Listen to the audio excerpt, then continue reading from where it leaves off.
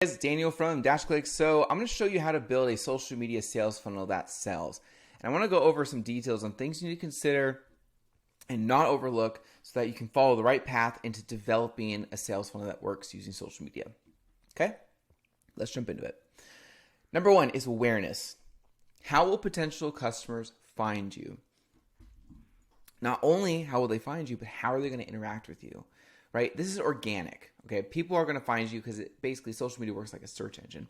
When they find you, what are we going to tell them to do so that they don't just, the only action they take is just look at your content and leave?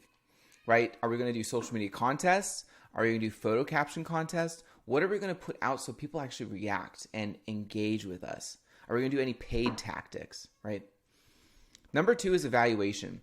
How will they make a comparison with your competitors or similar products?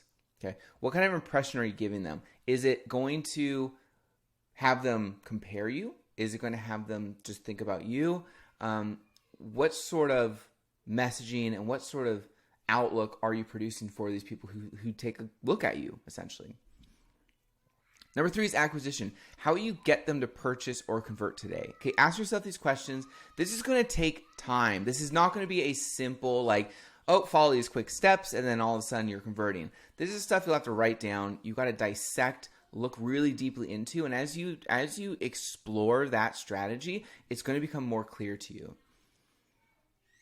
All right, number four is engagement.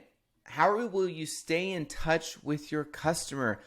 So all social channels have ways that you can do this, right? You can go live, you can make posts, you can comment, you can follow, you can share, you can do response videos, you can do all this stuff to keep in touch with your customers. It's like a nurturing system. Number five is you need to think about advocacy.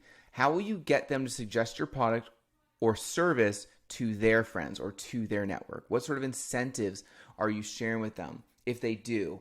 Now, all this is stuff you need to consider because when it comes to strategy and it comes to something you're trying to develop in order to get a certain kind of person to take an action, to be a client or purchase something from you, it is not something you can just sit down and go, let's just do this and hopefully it happens.